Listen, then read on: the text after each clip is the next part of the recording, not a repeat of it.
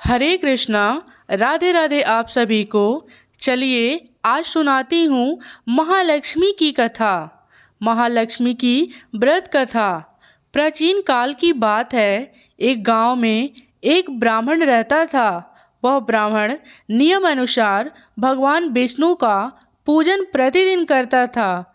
उसकी भक्ति से प्रसन्न होकर भगवान विष्णु ने उसे दर्शन दिए और इच्छा अनुसार वरदान देने का वचन दिया। ब्राह्मण ने माता लक्ष्मी का वास अपने घर में होने का वरदान मांगा। ब्राह्मण के ऐसे कहने पर भगवान विष्णु ने कहा, यहाँ मंदिर में प्रतिदिन एक स्त्री आती है और वह यहाँ गोबर के उपले थापती है। वही माता लक्ष्मी है। तुम उन्हें अपने घर में आमंत्रित करो। देवी लक्ष्मी के चरण तुम्हारे घर में पड़ने से तुम्हारा घर धन धान्य से भर जाएगा। ऐसा कहकर भगवान विष्णु अदृश्य हो गए। अब दूसरे दिन सुबह से ही ब्राह्मण देवी लक्ष्मी के इंतजार में मंदिर के सामने बैठ गया। जब उसने लक्ष्मी जी को गोबर के उपले थापते हुए देखा तो उसने उन्हें अपने घर पधारने का आग्रह किया। ब्राह्मण की बात सुनकर लक्ष्मी जी समझ गई कि यह बात ब्राह्मण को विष्णु जी ने ही कही है, तो उन्होंने ब्राह्मण को महालक्ष्मी व्रत करने की सलाह दी। लक्ष्मी जी ने ब्राह्मण से कहा कि तुम 16 दिनों तक महालक्ष्मी व्रत करो और व्रत के आखिरी दिन चंद्रमा पूजन करके अर्घ देने से तुम्हारा व्रत पूर्ण हो जाएगा।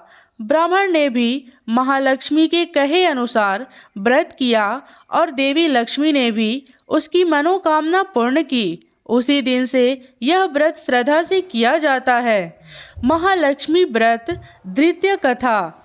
एक बार महाभारत काल में हस्तिनापुर शहर में महालक्ष्मी व्रत के दिन महारानी गंधारी ने नगर की सारी स्त्रियों को पूजन के लिए आमंत्रित किया, परंतु उन्होंने कुंती को आमंत्रण नहीं दिया। गंधारी के सभी पुत्रों ने पूजन के लिए अपनी माता को मिट्टी लाकर दी और उसी मिट्टी से एक विशाल हाथी का निर्माण किया और उसे महल के बीच में स्थापित किया। नगर की सारी स्त्रियां जब पूजन के लिए जाने लगी तो कुंती उदास हो गई। जब कुंती के पुत्रों ने उनकी उदासी का कारण पूछा तो उसने सारी बात बताई। इस पर अर्जुन ने कहा, माता आप पूजन की तैयारी कीजिए, मैं आपके लिए हाथी लेकर आता हूँ। ऐसा कहकर अर्जुन इंद्रदेव के पास गए और अपनी माता के पूजन के लिए ऐरावत को लेकर आए। इसके पश्चात कुंती ने सारी विधि विधान से पूजन किया। जब नगर की अन्य स्त्रियों को पता चला कि कुंती के यहाँ इंद्रदेव के सारी ऐरावत आया है तो वे भी पूजन के लिए उमड़ पड़ी और सभी ने सविधि पूजन संपन्न किया। इस प्रकार से महालक्ष्मी कुंती के घर में वास करने लगी। बोलो माँ लक्ष्मी की जय, भगवान विष्णु की जय।